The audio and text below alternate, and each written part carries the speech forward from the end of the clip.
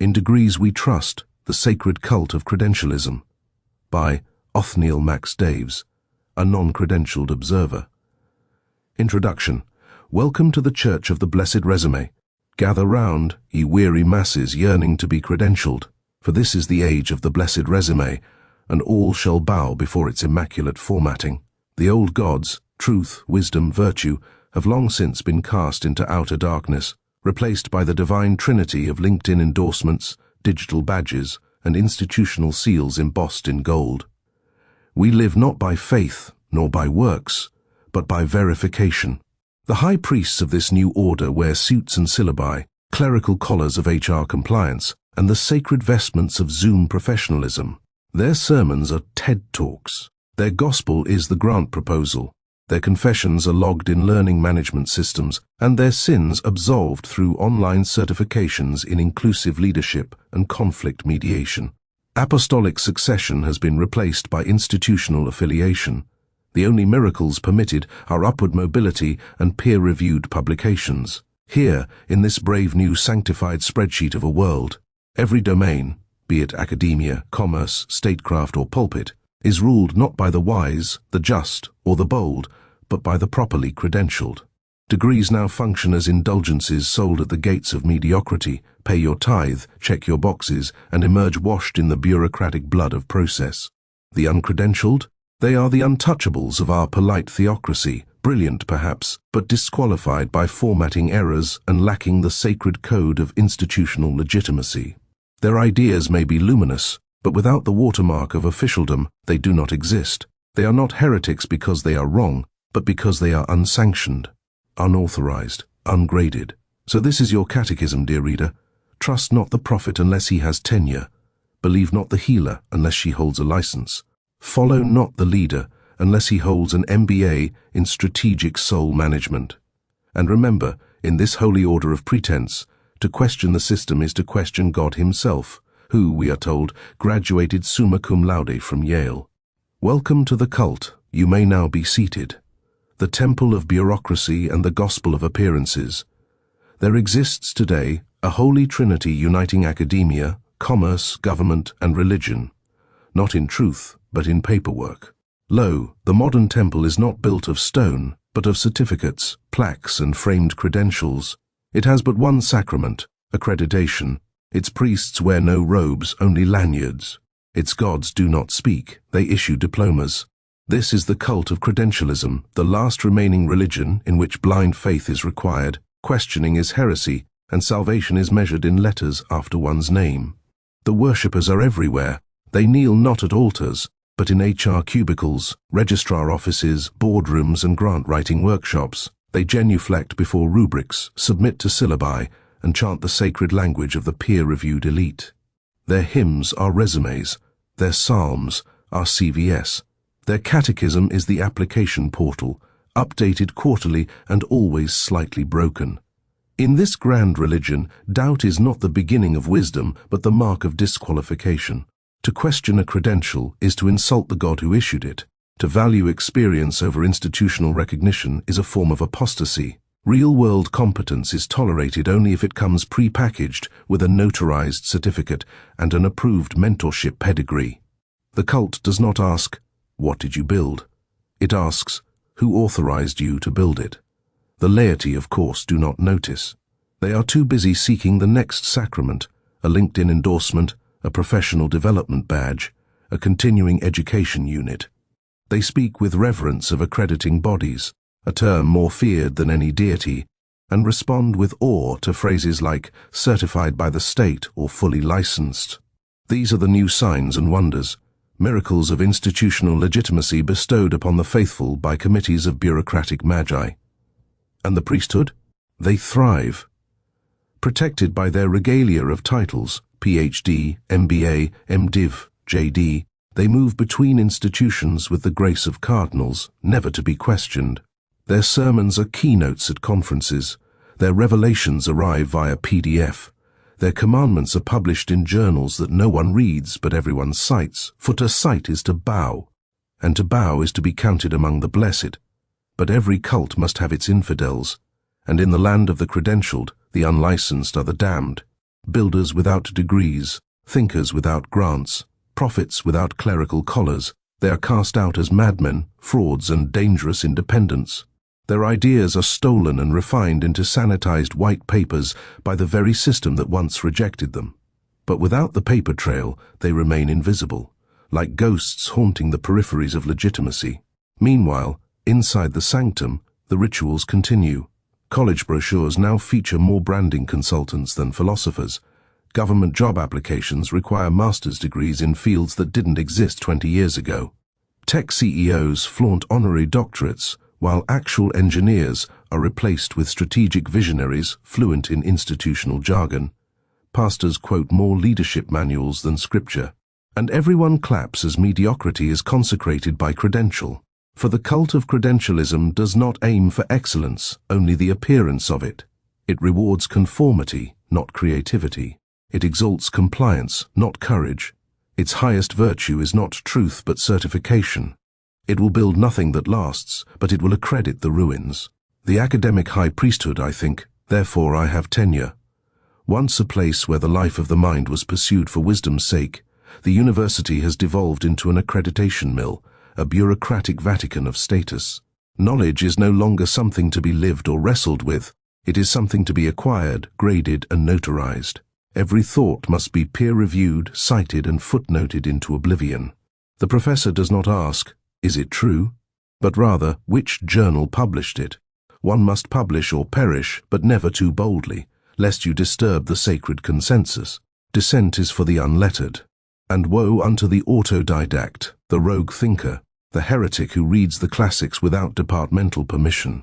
The cult has a Latin phrase for him too, non gratus credentialis, not credentialed, not welcome. He may speak with the voice of Socrates, think with the clarity of Newton, or write with the fire of Solzhenitsyn, but without the institutional imprimatur, he is a ghost wandering the gated groves of academe.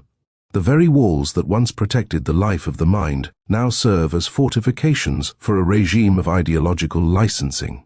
The university, once the marketplace of ideas, now functions more like an airport security line for thought. Remove your shoes, empty your pockets, discard your originality, and submit to intellectual pat-down. Departments, those once vibrant homes of intellectual lineage, have been converted into warring fiefdoms of turf-protecting administrators and brand-conscious scholars.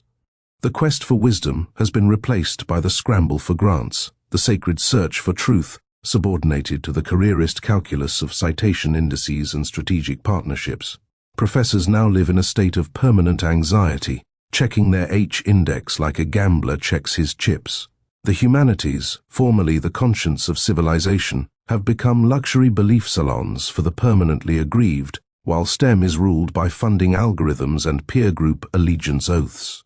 The classroom is no longer a chamber of dangerous ideas, but a zone of intellectual liability. Professors speak in self-moderated code, hedging every claim with 4 disclaimers and a trigger warning.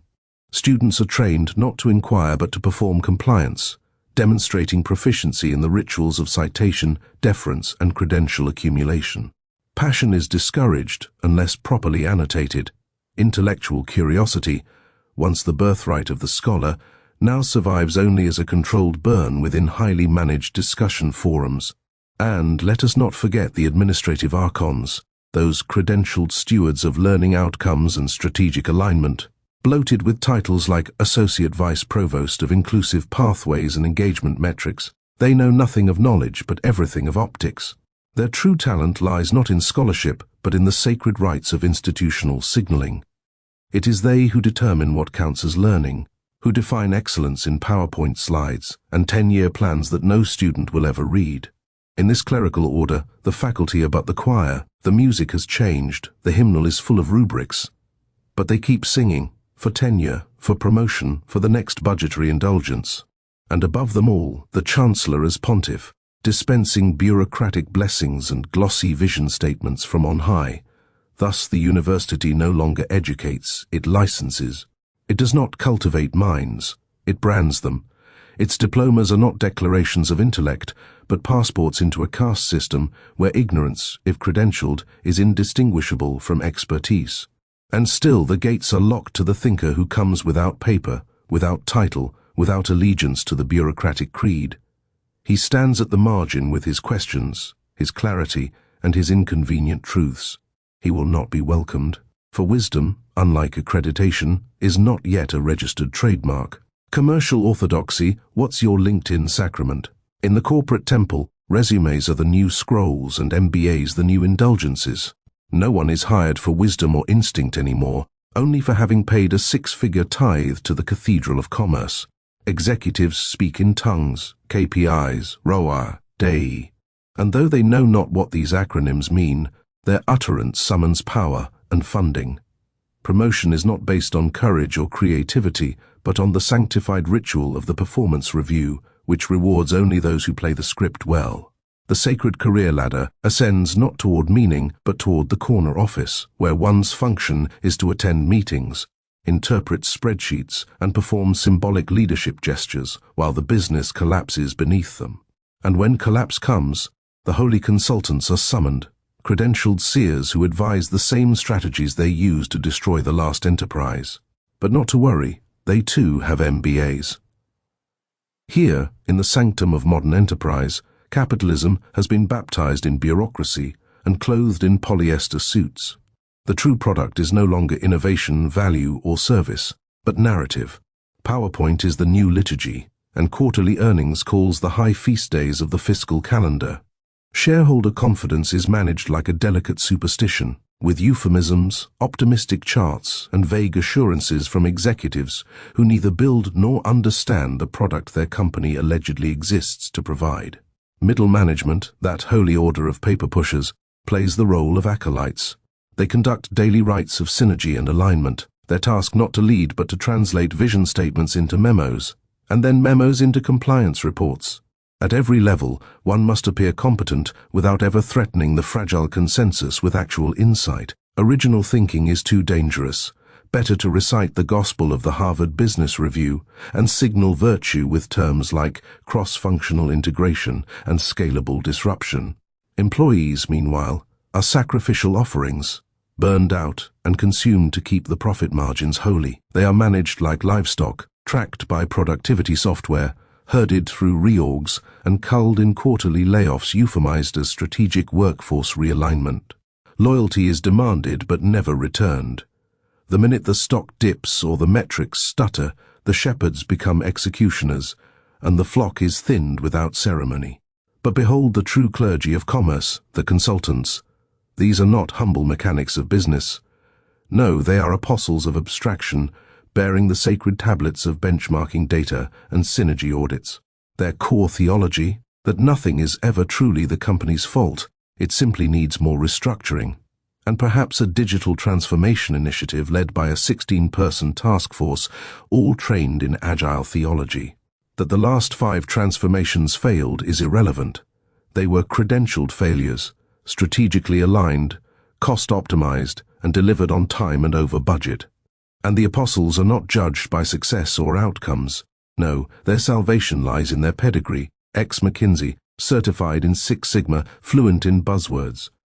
Their authority is never questioned because their slides are beautiful and their fees exorbitant, signs of sanctity in the cult of corporate wisdom. Thus does the company march toward entropy, issuing press releases as it sinks, its high priests drinking kombucha in executive lounges, its temples adorned with ping-pong tables and meditation rooms no one uses. The purpose of business is no longer to serve a customer, produce a good, or advance civilization. It is to perpetuate itself, to ascend the org chart, to reach that final beatific vision of acquisition, merger, or IPO. Meaning has been priced out. The only question that matters now is, what school did you go to? And, can you say stakeholder engagement with a straight face while Rome burns behind you? In this temple, integrity is a liability.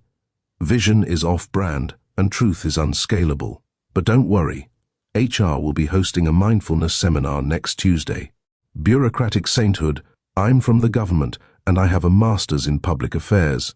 Credentialism has now fully infected the state. Government is no longer run by public servants, but by technocratic initiates, policy priests who believe that possessing a degree in governance makes them fit to govern humans. an entirely different and far more unpredictable species. Gone are statesmen who bled and sacrificed, who learned wisdom through hardship. In their place stand managerial monks, experts in frameworks, impact assessments, and PowerPoint prophecy. Their catechism is the regulation, their ritual the grant cycle. They cannot fix the pothole, but they can author a 600-page report on equity-based pothole management systems with 3 CO signatories and a DEI appendix. To object to any of this is to commit political blasphemy, anti-science, anti-governance, anti-progress. What matters is not whether it works, but whether it complies with the high priesthood of process. Modern governance is no longer a matter of principle, justice, or the well-being of the governed. It is a procedural religion, in which legitimacy is conferred not by consent, but by credentials. Bureaucrats do not represent the people, they interpret them as anthropologists might study a distant tribe. Their understanding of the public good is a mathematical abstraction derived from focus groups and econometric models, adjusted quarterly for political volatility and donor sentiment. The town hall is dead. Its place has been taken by stakeholder engagement webinars moderated by consultants, fluent in dialects of bureaucraties no citizen can pass. Terms like multi-sectoral resilience, capacity-building pathways, and transformational equity outcomes abound. Words that mean nothing, cost everything, and ensure that those responsible for failure will be promoted to oversee its repair. Policy has become a priesthood of sacred documents. Every action requires a justification paper, a feasibility study, a compliance framework, and a risk mitigation strategy. There are entire agencies now dedicated not to doing, but to ensuring that doing is procedurally correct. Success is no longer judged by results, but by how many forms were filled out en route to failure.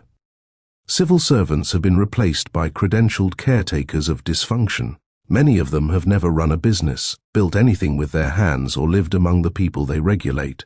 But they have degrees in public administration, global development, or climate governance. And this, in the eyes of the cult, is the greater qualification. Lived experience is quaint. Academic abstraction, however, is authoritative. And when crises emerge, pandemics, blackouts, riots, inflation, the state does not respond with decisiveness, but with process.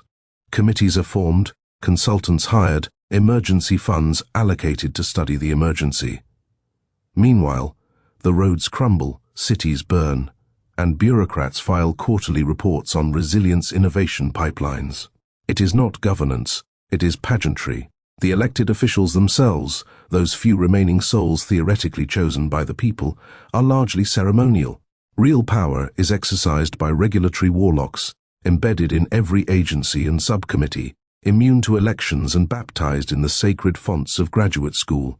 These are the guardians of the process, and they know how to wait.